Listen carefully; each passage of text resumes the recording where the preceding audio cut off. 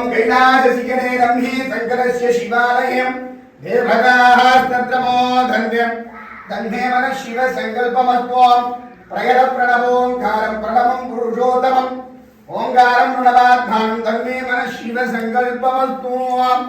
எல்லாருக்கும் வணக்கம். SVS50 TV சார்பாக நான் உங்களை அன்புடன் வரவேற்கின்றேன். இன்னைக்கு ஜூலை மாதம் 22ஆம் தேதி திங்கட்கிழமை. என்னுடைய இந்த திரைப்பயணம் நான் அதில் சொல்கிறபோது சில பேர் ஃபோன் பண்ணி, என்ன சார் நீங்கள் தடாலடியாக இருக்கீங்க, ஏதோ அந்த காலத்துலேயே இப்படி தான் போல் இருக்கு நீங்கள் இந்த திரைப்பயணத்தில் சொல்லும்போது பார்த்தா என்ன இப்படி ரஃப் அண்ட் டஃப்பாக இருந்திருக்கீங்க அப்படிம்பாங்க. ஆமாங்க, நான் கண்ணாடி மாதிரி எனக்கு எதிராக என்ன உருவம் தெரியுதோ அதே மாதிரி தான் என்னால் பிரதிபலிக்க முடியும். அதே சமயம் ஒரு தடவை ஒரு வாக்கு கொடுத்துட்டா அதை ஆனர் பண்ணலைன்னா எனக்கு கண்டிப்பாக கோபம் வரும். கான்ட்ராக்ட்லாம் போகணுன்னு அவசியமே இல்லை. ஏன்னா ஒருத்தன் ஆனர் பண்ண போகிறது இல்லைன்னா கான்ட்ராக்ட் போட்டு பிரயோஜனம் இல்லை. சொன்ன வாக்கை காப்பாற்ற போகிறாங்கன்னா கான்ட்ராக்டு தேவையில்லை. இப்படி தான் நான் நினைக்கிறேன். இது தான் நான் சொல்கிறேன். நான் இது வரைக்கும் 7000 ட்ராமா போட்டிருக்கேன். நான் இந்த கான்ட்ராக்ட் போட்டு ட்ராமா போட்டதே கிடையாது. ஆனால் நாடகம் இந்த புயலில் நடக்காதுன்னு சொல்லி கடலூரில் கேன்சல் பண்ணிட்டாங்கன்னா கூட நாங்கள் போய் நின்றுருக்கோம். அதுக்கு பிறகு ஆட்டோவில் சொல்லி இல்லை நாடகம் நடக்கும்னு சொல்லி அந்த இதில் நாங்கள் போட்டு வந்திருக்கோம். அப்படிலாம் பண்ணியிருக்கோம். நாங்கள் சென்னை வெள்ளத்தில் கூட நாங்கள் அன்றைக்கி போய் நாங்கள் நிற்கிறோம் ட்ராமா போடுறதுக்கு. 40 பேர் தான் வந்திருந்தாங்க. ஆனால் வராத 600 பேருக்காக நாங்கள் கவலைப்படல. வந்த 40 பேருக்காக நான் ட்ராமா போட்டு கொடுத்துட்டு வந்தேன். அந்த மாதிரி என் நேச்சர் அது அதே போல் நான் ஆனர் பண்ணுறேன்.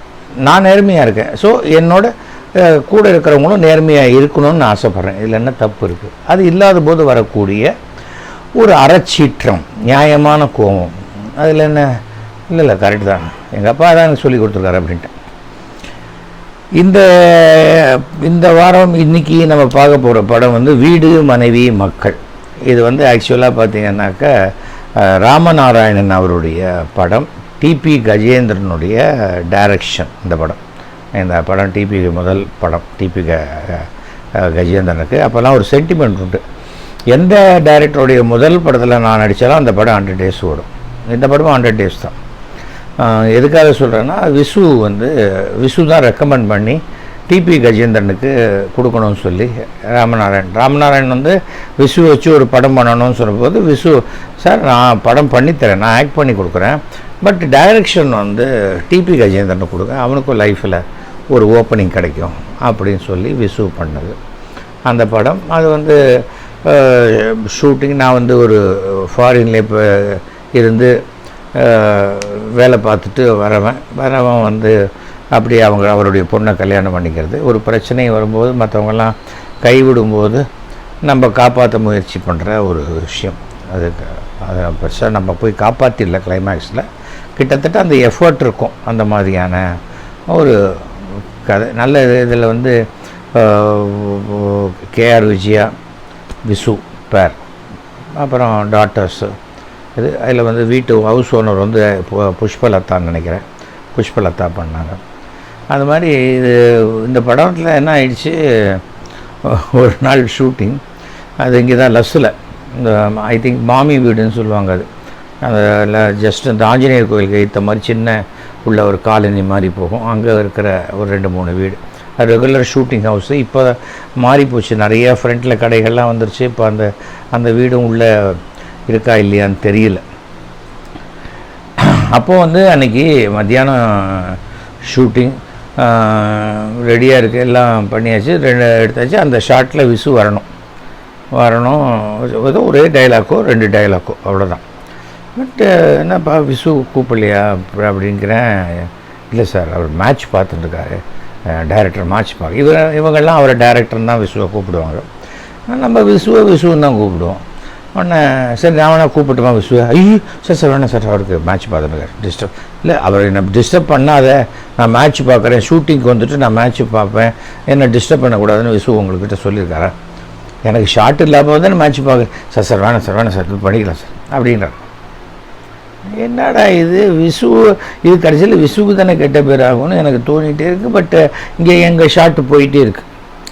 நான் என்ன பண்ணுவேன், இந்த கண்டினியூட்டி இல்லாத சீன் இருக்குது இல்லையா, ஒரு இடத்துல வீட்டில் கிளம்புறோம், அடுத்தது கடைத்தெருவுக்கு போகிறோம், கடைத்தெருவில் ஒரு இது, அதுக்கப்புறம் ஒரு பீச்சுக்கு போகிறோம், பீச்சிலேருந்து திருப்பி வீட்டுக்கு வரோம்னா அதே ஷர்ட் அதே பேண்ட்டோடு அப்படியே அந்த 4 சீன் எடுப்பாங்க. ஆனால் வேறு நாள் எடுத்தால் கூட கரெக்டாக அதை மார்க் பண்ணியிருப்பாங்க, சீன் நம்பர் இது சீன் நம்பர். அந்த மாதிரி சீன் இல்லாமல் இந்த ஒரு சீன் வரும், ஒரு தனியாக ஒரு சீன், இதுக்கப்புறம் இது கண்டினியூட்டி கிடையாது அப்படின்னாக்கா அப்போ நான் என்ன பண்ணுவேன், நான் போட்டுன்னு வர பேண்ட் ஷர்ட்டையே நான் யூஸ் பண்ணுவேன். அட்லீஸ்ட் எதுக்காக நமக்காக நிறையா வாங்கணும் ப்ரொடியூசர், நம்மக்கிட்ட இருக்கிறது ஒன்று யூஸ் பண்ணலாமே அப்படின்னு. ஏன்னா செலவு கொஞ்சம் தயாரிப்பாளருக்கு குறைக்கணுங்கிறதுல நான் பண்ணி முடிச்சாச்சு. அந்த சீன் முடியல, அதுக்குள்ளே கரெக்டாக 6 மணி ஆயிடுச்சு, முடியல.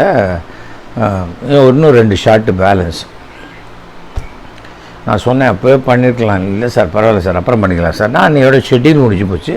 அதுக்கு பிறகு 15 நாள் கழித்து மறுபடியும் ஷூட்டிங் திருப்பி அந்த வீட்டுக்கு வந்தோடனே தலை விசு நானும் பேசிகிட்ருக்கோம். அந்த சீன் அந்த சீன் அந்த ஃபஸ்ட்டு அந்த 2 ஷாட் எடுத்துடலாம் சார்.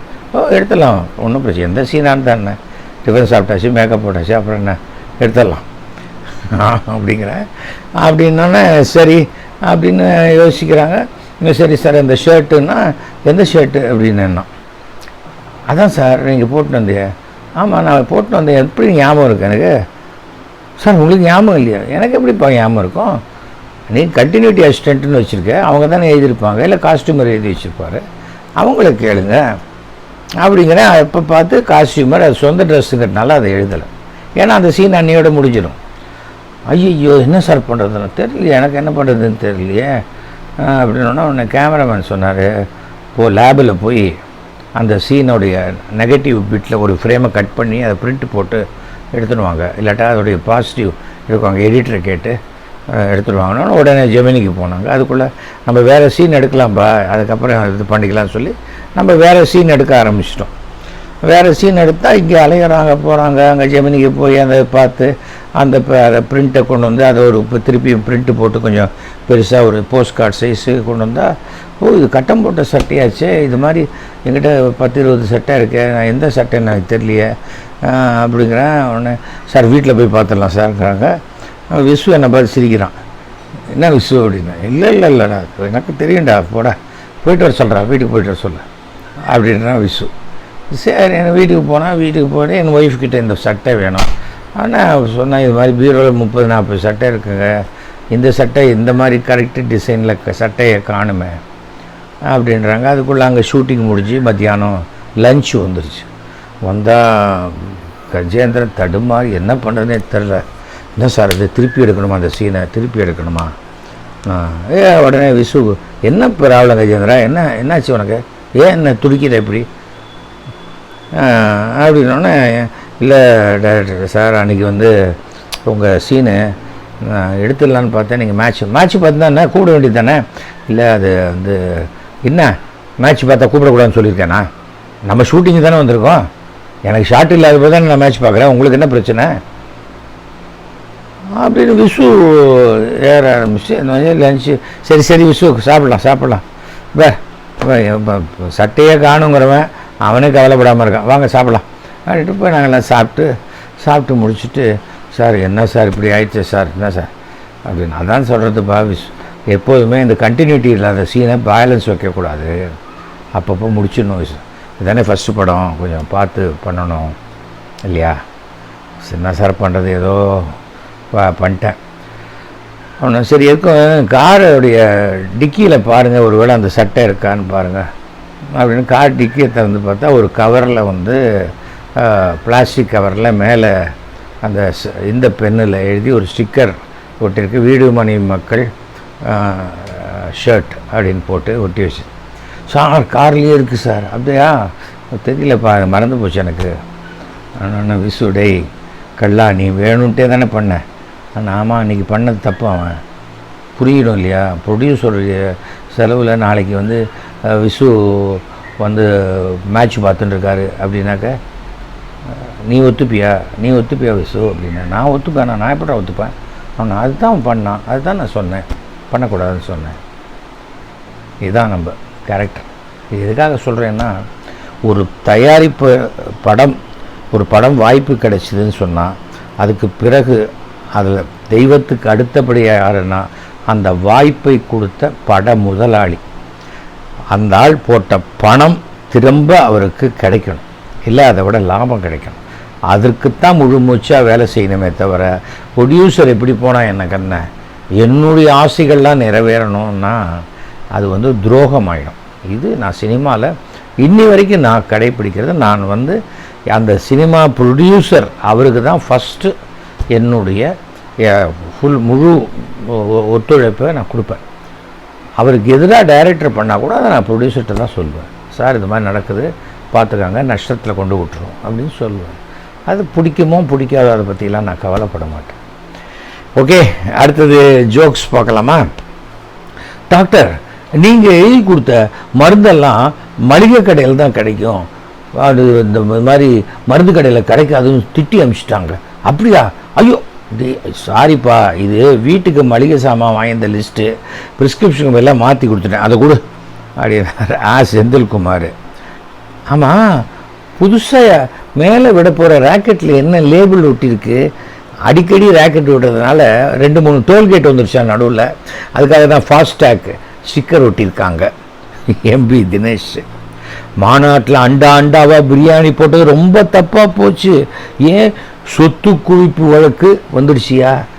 ஆனால் இத்தனை பிரியாணி போடுற அளவுக்கு துட்டு வச்சிருக்கியான்னு கேட்குறாங்க.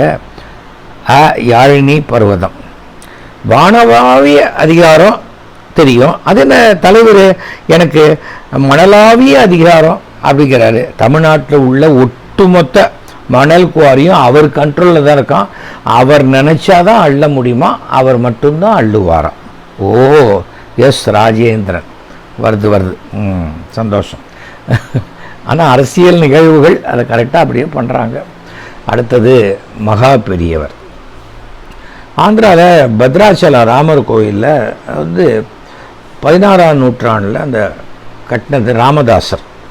அந்த கோவில் கொஞ்சம் பழசாக போனோன்னே காஞ்சி மகா பெரியவர் காலத்தில் இந்த கணபதி ஸ்தபதி அப்படின்னு அவரால் திருப்பி அதை பெருசாக கட்டுனாங்க. திருப்பணிக்கு இவர் பெரியவா வந்திருக்கா. பெரியவா வந்தோடனே முதல் வேலையாக நான் கோதாவரியில் இன்றைக்கி ஸ்நானம் பண்ணிவிட்டு பாக்கி வேலையெல்லாம் பார்க்கலான்ட்டார். உடனே கணபதி ஸ்தபதி மகா பெரியவர் கோதாவரியில் ஸ்நானம் பண்ண போகிறார். அப்போ அவரோட கூட நம்மளுக்கு பண்ணால் அவர் மேலே பட்ட தண்ணி நம்ம மேலே தெரிக்கிறதுக்கு இதுவாக இருக்குன்னு, ஏன்னா அந்த வதி ஓடும்போது அதுக்கு பின்னாடி குடிப்பார். முதல்ல நம்ம மேலே பட்ட தண்ணி பெரியவா மேலே போகக்கூட, பெரியவா குளித்து அந்த பக்கம்தான் இருப்போம், அந்த தண்ணி நம்ம மேலே படணும். அந்த மாதிரி இருந்தார். ஒரே பெரியவா அந்த தண்ணியில் ஸ்நானம் பண்ணும்போது அவரும் நிற்கிறார், கூட பெரியவாவில் ப்ரே பண்ணுறார். ஒரு ஆனந்தமான வாழ்க்கையிலே அவ்வளோ சந்தோஷமான குளியல், முங்கி எழுந்து எல்லாம் பண்ணி அப்புறம் ஸ்தபதியால் அந்த கட்டப்பட்ட மண்டபத்தை ஆயிஷம் போய் காமிக்கிறார். ஒன்று ஒன்றா காமிச்சிட்டே வரார். எல்லாத்தையும் ஒரு இடத்துல ஒரு சிற்பத்தை காமிச்சு, பெரியவா இது என்னது அப்படிங்கிறார். பிரம்மா பெரியவா அப்படிங்கிறார். பக்கத்தில் எனக்கு 2 பேர் இருக்காரு அப்படிங்கிறார். இது சரஸ்வதியும் சாவித்திரியும் சரியாக தான் இருக்குது அப்படின்ட்டு ஆசீர்வாதம் பண்ணார். அப்புறம் பெரியவா பூஜைக்கு போயிட்டார். பூஜைக்கு போனால் இவர் நேராக நான் அவர் வீட்டுக்கு போயிட்டு வீட்டில் போயிட்டு நான் சொல்கிறார், இப்படி பெரியவாளோட போனேன், அவ்வளோ சந்தோஷம், இந்த மாதிரி இருக்குது அப்படின்ட்டு சொல்லும்போது ஒய்ஃப் கேட்குறேன், என்னங்க கழுத்தில் போட்டுருந்தீங்களே நவரத்ன மாலை எங்கன்னா? அப்போ தான் நவரத்ன, ஆஹா ஒரு குளிக்கும்போது அந்த தண்ணியில் அடிச்சுன்னு போயிட்டோ என்னமோ தெரியலையே, யாரையாவது அமிச்சு தேட சொல்லுங்க அப்படிங்கிறா. இப்போ போய் ஆற்று தண்ணியில் போனது எங்கே கிடைக்கும்? என்ன சொல்கிற? பெரியவாளோட குளிச்சிருக்கேள், பெரியவா தண்ணி அவள் ஸ்நானம் பண்ணும்போது உங்கள் மேலே பட்டிருக்கு, உங்களுக்கு என்ன குறை வரும்? ஏதோ பெரியவா படம் இருக்குது, படத்துக்கிட்ட சொல்லிவிட்டு போங்க அப்படிங்கிற. பெரியவாகிட்ட பெரியவா இது மாதிரி ஆயிடுச்சு பெரியவா அப்படின்னு சொல்லி ஒருத்தனை கூட கூட்டின்னு போய் ஏதோ இந்த இடத்துலாம் குளித்தேன், இருக்கா பாரு, என்ன தெரியலையே, உழைச்சதாக இருந்தால் கிடைக்குங்கிற மாதிரி அவர் நினச்சிட்டு மகா பெரியவாளை மனசுலையே நினச்சிட்ருக்கார். அப்படி முங்கினா மூணாவது எழுந்துக்கும் போது மாலையோடு எழுந்துட்டான். இதுவாக பாருங்கன்னா அது ஏதோ கல்லில் கீழே சிக்கின்னு இருக்குமா. பார்த்தா கண்ணில் தண்ணி, அந்த தண்ணியில் சரியாக தெரியல, மாலையே மங்கால தெரியுது, கண்ணெல்லாம் துவச்சுன்னு பார்த்தா அதே அவருடைய. நான் அதுக்கு என்ன காரணம்? அந்த பெரியவா மேலே வச்சுருந்த பக்தி. பெரியவாளோடு சேர்ந்து ஒரு செயலை செய்யும்போது நமக்கு எந்த நஷ்டமும் வராதுங்கிறதுக்கு இது ஒரு எக்ஸாம்பிள். ஓகே, யாராவது எங்கிட்ட ஃபோன் பண்ணி பேசணுன்னா 9841023545 கூப்பிடுங்க. ட்ரஸ்ட்டுக்கு டொனேட் பண்ணோம் நினைக்கிறவங்க நீங்கள் மயிலாப்பூர் MLA@gmail.comல கான்டாக்ட் பண்ணுங்கள். நான் டீட்டெயில்ஸ் அனுப்புகிறேன்.